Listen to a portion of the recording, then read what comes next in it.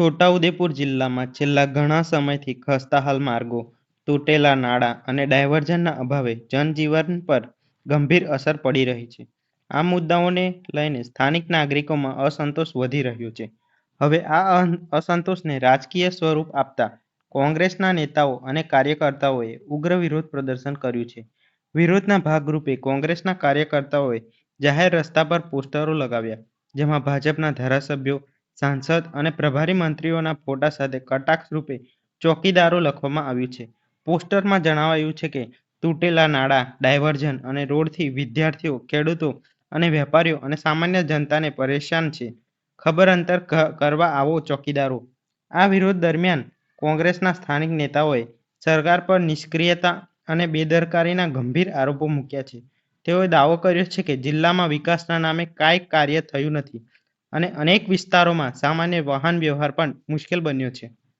સૌ જાહેર જનતાના હિતમાં આ એક જેતપુર પાવીનું ગરનાળું જ્યારે બેસી ગયું છે, સિહોદનો ભારત નદી પરનો બ્રિજ 2 થી 2.5 વર્ષ પહેલા એના તૂટીને ટુકડા થઈ ગયા. એના પછી 2 વાર જ્યારે ડાયવર્ઝન બનાવવામાં આવ્યા 7.5 કરોડના, બંનેના રૂપિયા પાણીમાં ધોવાઈ ગયા અને એ ડાયવર્ઝન આપ્યા પછી એ ડાયવર્ઝન તૂટી ગયું. જેના બદલામાં જે ડાયવર્ઝન 30 કિલોમીટરનો ફેરવ આપ્યો છે ત્યાં 1-1 ફૂટના ખાડાઓ પડી જશે.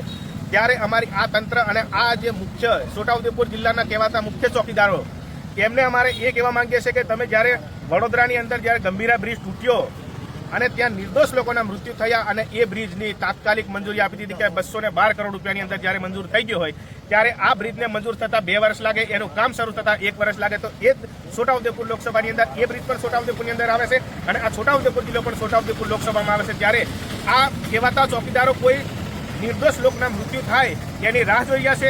એ બ્રિજ તૂટે ત્યારે કોઈ નિર્દોષનું એની અંદર મોત થાય તો એની રાહ જોઈએ છે.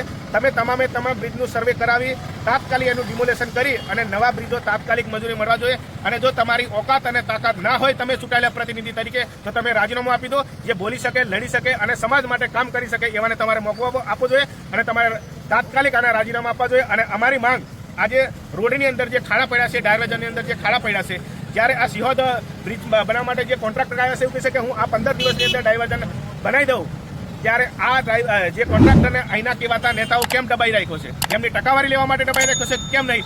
આ જ્યારે આ જેતપુરનું સામાન્ય એક ગરનાળું બેસી ગયું છે, એની હાલત પણ તાત્કાલિક રિપેરિંગ થઈ જાય છે. પરંતુ આ નેતાઓ અને આ તંત્ર બિલકુલ નમાલું પેદા થયું છે, તેથી આ લોકોને હાલાકી વેઠવી પડશે. ત્યારે આ કામો તાત્કાલિક પૂરા થાય, તાત્કાલિક શરૂ કરે, તાત્કાલિક એનો સર્વે કરે અને આ જે લોકોની સમસ્યા છે એ દૂર થાય એવી અમારી લાગણી અને માંગણી છે. છોટાઉદેપુર જિલ્લાના તમામ સમાચાર માટે આપનું છોટાઉદેપુર યુટ્યુબ ચેનલને સબસ્ક્રાઇબ કરી બેલ આઇકન દબાવશો.